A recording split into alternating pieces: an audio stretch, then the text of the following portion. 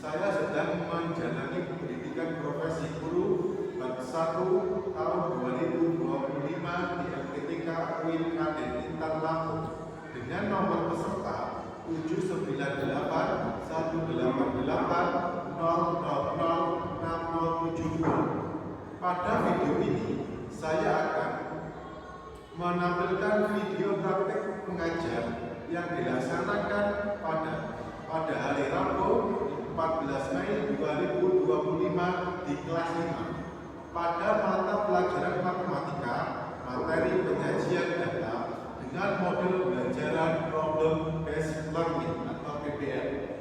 Semoga video ini dapat memberikan gambaran bagaimana saya membangun pembelajaran yang aktif, menyenangkan, dan bermakna bagi peserta didik. Selamat menyaksikan. Terima kasih. Wassalamualaikum warahmatullahi wabarakatuh. Assalamualaikum warahmatullahi wabarakatuh. Bagaimana kabarnya hari ini?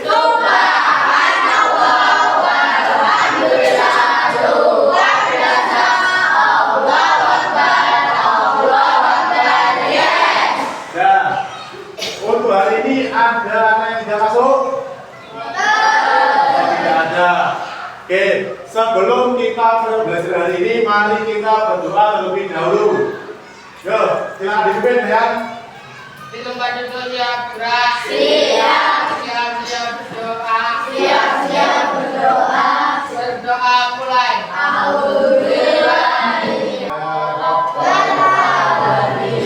Oke, sebelum kita mulai belajar hari ini, mari kita baca semangat kita dengan menirukan gerakan yang ada di layar berikut ini. Yuk, semuanya berdiri semua.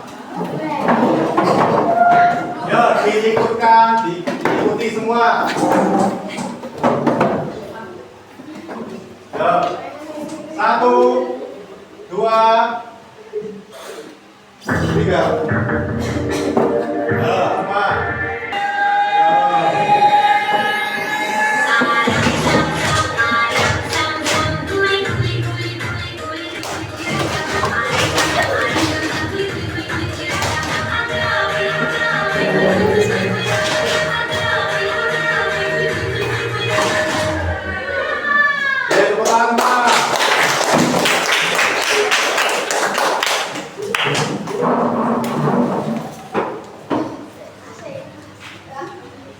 Nah, pada pembelajaran kemarin kita belajar mengenai data, ya.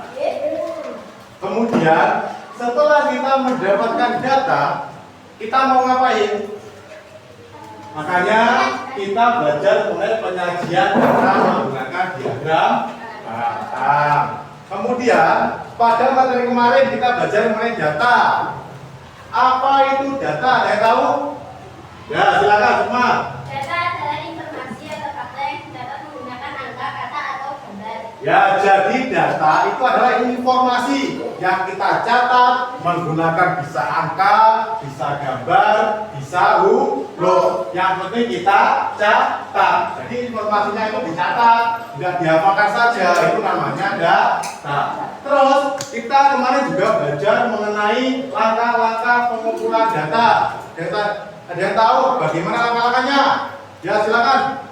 Tentukan informasi yang ingin dicari, catat setiap unsur pengamatan dengan hati-hati, gunakan tabel atau simbol untuk mencatat. Ya, jadi langkah-langkah pengumpulan data itu yang pertama adalah menentukan informasi apa yang ingin dicari. Yang kedua, dicatat informasinya.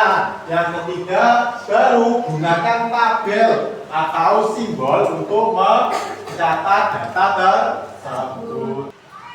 Untuk tujuan pembelajaran pada hari ini yaitu siswa mampu menyajikan atau menggambarkan data menggunakan diagram batang. Yang kedua adalah mampu membaca dan menganalisis data dari diagram batang. Itu tujuan pembelajaran hari ini.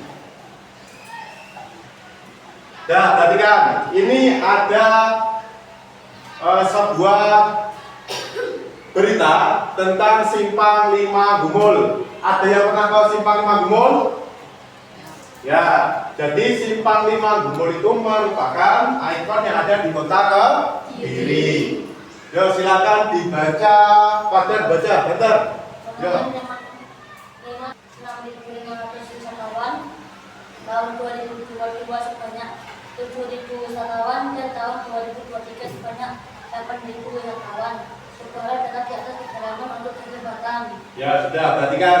Jadi ini merupakan berita mengenai data pengunjung di Simpang 5 Gumul. Permasalahannya adalah kita diperintah atau disuruh untuk membuat data tersebut ke diagram data. Bagaimana caranya? Coba simaklah video ini dengan seksama dan konsentrasi. Perhatikan.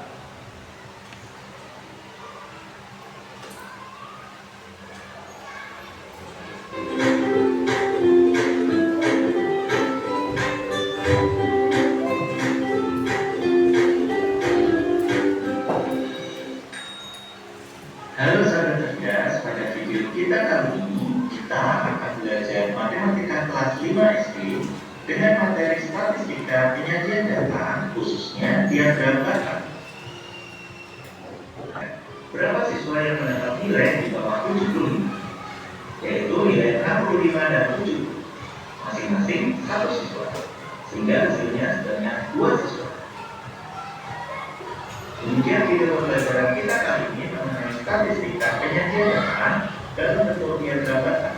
Semoga bermanfaat. Sekian dan terima kasih. Dan itu tadi mengenai penyajian data diagram Batam.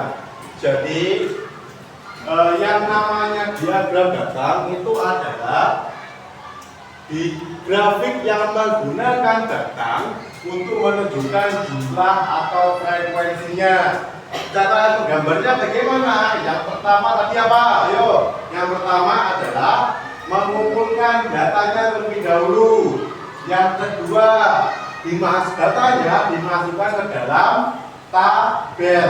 Yang ketiga, membuat diagram Batamnya, membuat garis vertikal dan horizontal. Kemudian ditulis dulu apa datanya dan sebagainya. Sampai sini ada yang tanyakan? Tidak ada?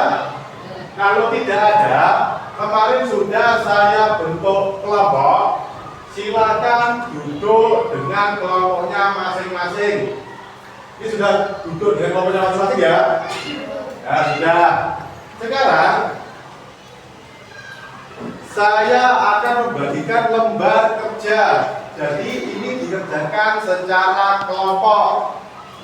Jadi dibaca dulu, kemudian dikerjakan sesuai perintahnya. Ya. Nanti kalau sudah selesai, silakan dipresentasikan di depan untuk masing-masing kelompok. Dan saya berikan untuk lembar kerjanya.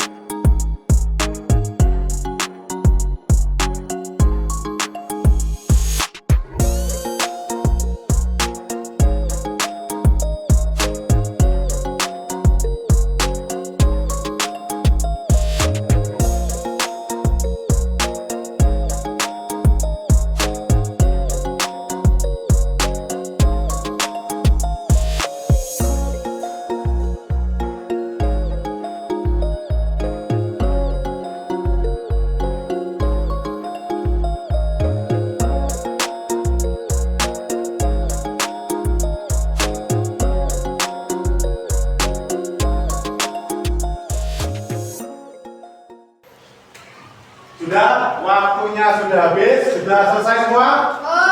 Ya. Sekarang waktunya mempresentasikan hasil kerja kelompok masing-masing. Kita mulai dari kelompok 1. Silakan maju ke depan sini. Yuk, perwakilan saja 2 anak, silakan maju. Hadap ke depan. Dan yuk silakan dipresentasikan hasil kerja kelompok 1. Saya akan menyampaikan hasil kerja kelompok 1.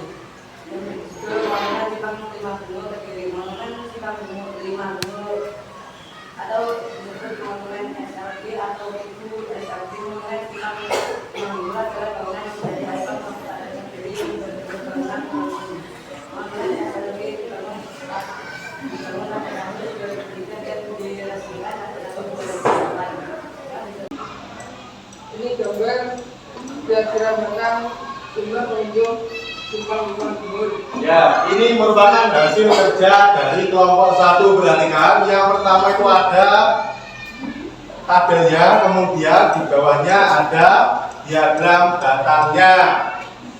Ya, perhatikan. Dari data ini didapatkan data mengenai pengunjung di Simpang Lima Gumul. Seperti ini datanya di tabelnya, kemudian di diagram batangnya. Ada silakan ada? Tidak ada. Yuk silakan duduk, beri tepuk tangan untuk kelompok 1. Ya, sekarang kelompok 2 silakan maju ke depan.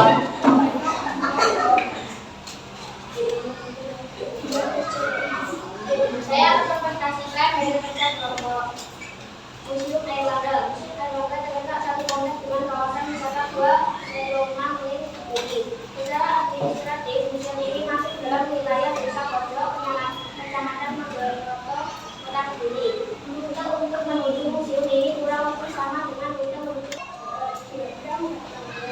Ya, ini merupakan hasil kerja kelompok 2. Ada yang ditanyakan? Ya, silakan lihat sampai ditanyakan. Kenapa diagram batang tersebut memiliki warna yang berbeda? Oh ya, kenapa kok diagram dari kelompok 2 ini memiliki warna yang berbeda-beda? Kenapa?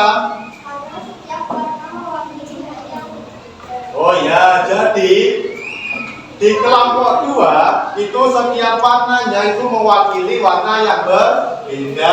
Sudah disebutkan warnanya apa saja? Hari Senin warna biru, hari Selasa warna kuning,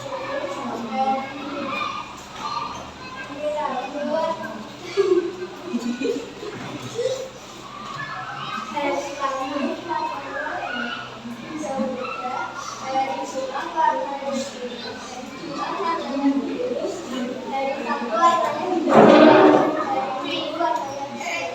Ya, sudah hitung. Ternyata warna dalam diagram tersebut mewakili hari selama seminggu. Ada yang tanya lagi? Tidak ada? Sudah cukup? Ya, sudah silakan duduk untuk kelompok 2. Beri tepuk tangan.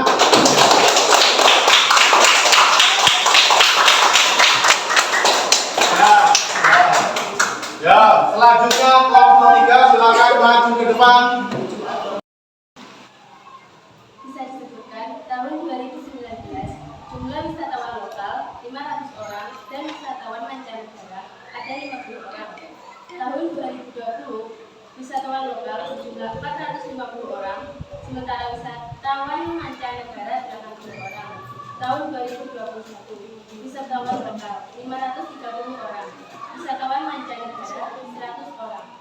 Dan itu tadi presentasi dari kelompok 3. Apa ada yang ditanyakan? Ya, silakan Dani. Mengapa diagram tersebut ada yang bibit? Karena mewakili wisatawan lokal dan mancanegara.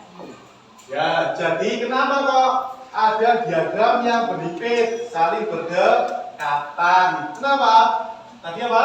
Karena mewakili wisatawan lokal dan mancanegara. Ya, karena dua diagram ini mewakili, yang satu wisatawan lokal, yang satu wisatawan mancanegara. Terus ada lagi disampaikan?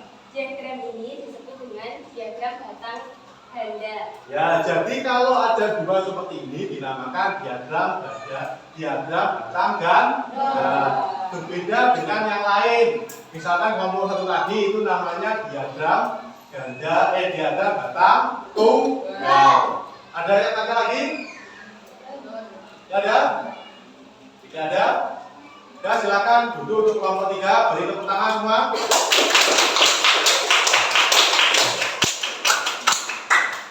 Ya, itu tadi presentasi dari 3 kelompok mengenai diagram batang. Ada yang bertanya lagi mengenai materi diagram batang pada hari ini? Tidak ada? Tidak ada. Oke, mari kita simpulkan apa yang kita pelajari pada hari ini. Yang pertama kita belajar mengenai apa?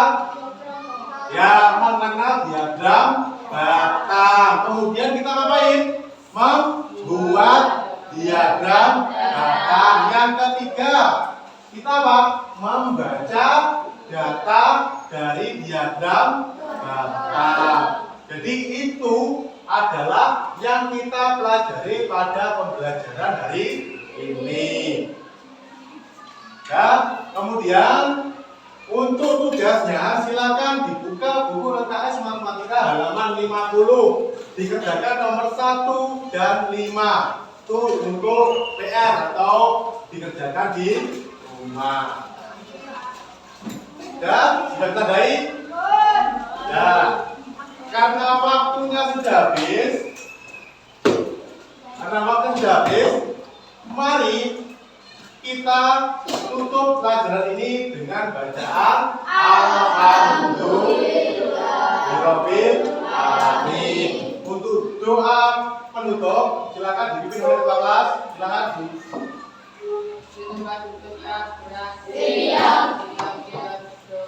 Siap-siap berdoa.